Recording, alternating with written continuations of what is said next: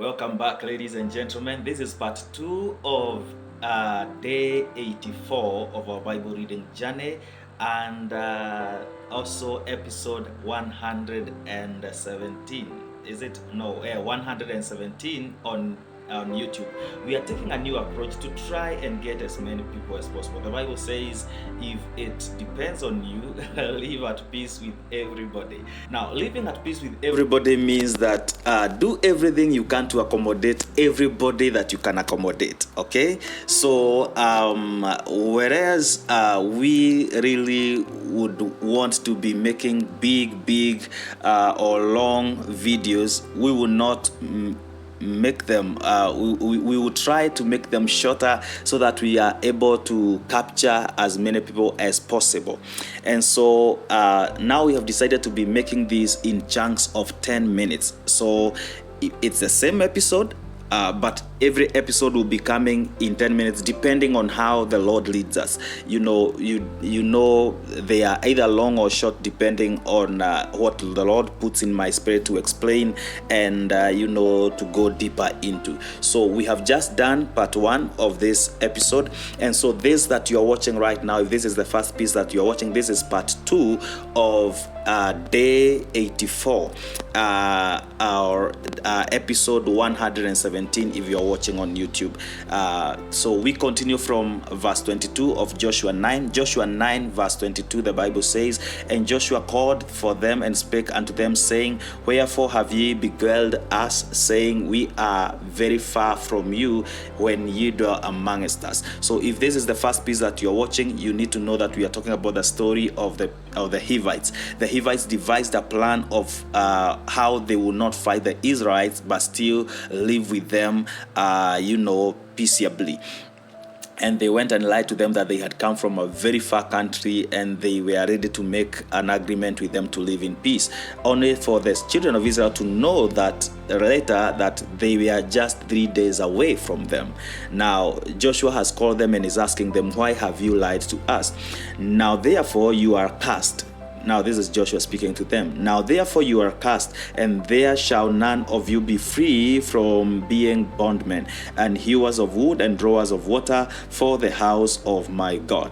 And they answered Joshua and said, "Because it was certainly told thy servants how the Lord thy God commanded his servant Moses to give you all the land and to destroy all the inhabitants of the land from before you. Therefore we were sore afraid of our lives because of you, and have done this thing. And now behold, we are in thine hand, as it seemeth good and right unto thee to do unto us do."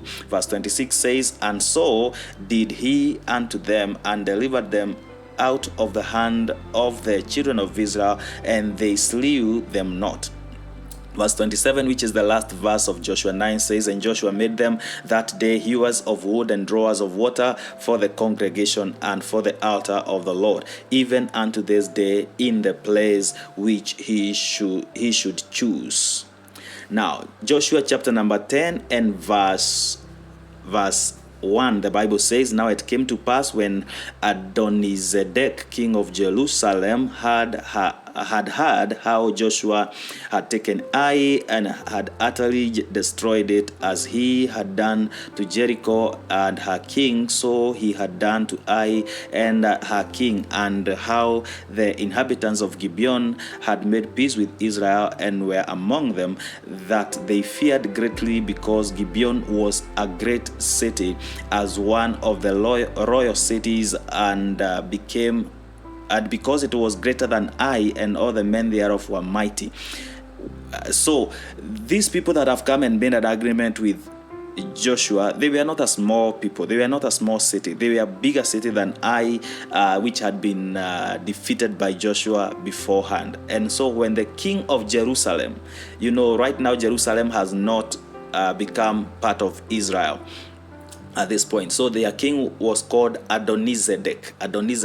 So when he had that, let's hear what he said. "Wherefore Adonizedek, king of Jerusalem, sent unto Hoham, king of Hebron, and unto Piram, king of Jarmuth, and to Japhia, king of Rakish, and unto the Baal king of Eglon, saying, Come up unto me and help me, that we may smite Gibeon, for it hath made peace with Joshua and with the children of Israel. Therefore the 5 kings of the Amorites, and the king of Jerusalem, the king of Hebron, the king of Jarmuth, the king of Rakish, the king of Eglon, gathered themselves together and went up, they and all their host, and encamped before Gibeon, and made war against it. And the men of Gibeon sent unto Joshua to the camp of Gilgal, saying, Slack not thy hand from thy servants, come up and to us quickly, and save us and help us. And all for all the kings of the Amorites that dwell in the mountains are gathered together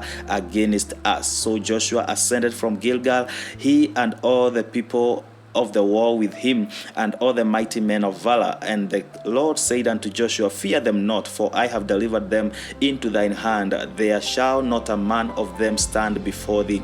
Joshua therefore came unto them suddenly, and went up from Gilgal all night. And the Lord discomfited them before Israel, and slew them with a great slaughter at Gibeon, and chased them along the way that goeth up to Beth-horon, and smote them at Azekah, and unto Makeda.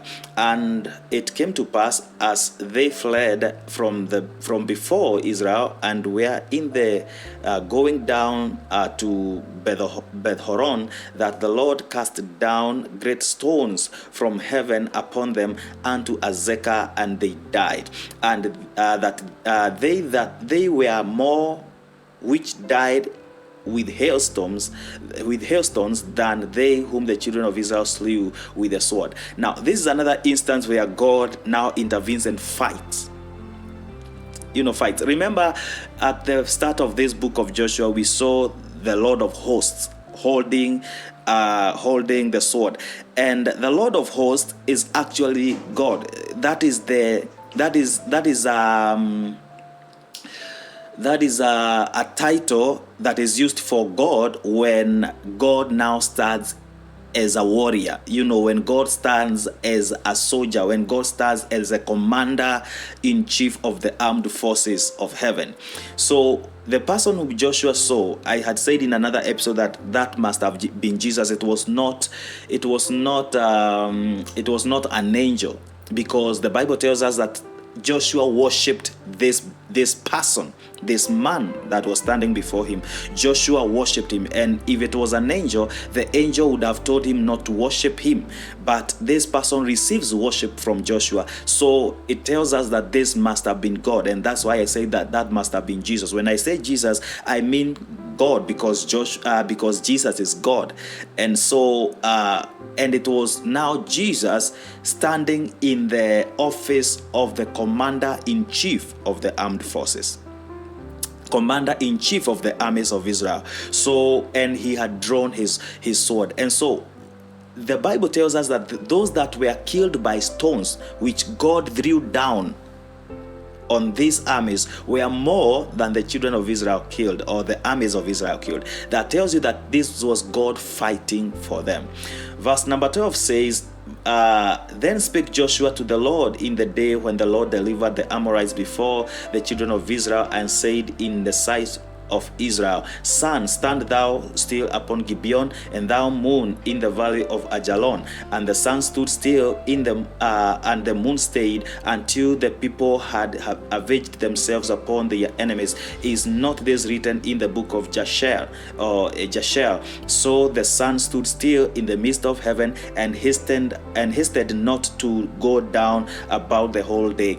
And there was no day like that before it or after it, that the Lord hearkened unto the voice of a man, for the Lord fought for Israel. Verse 15 says, And Joshua returned, and Israel with him, unto the camp to Gilgal.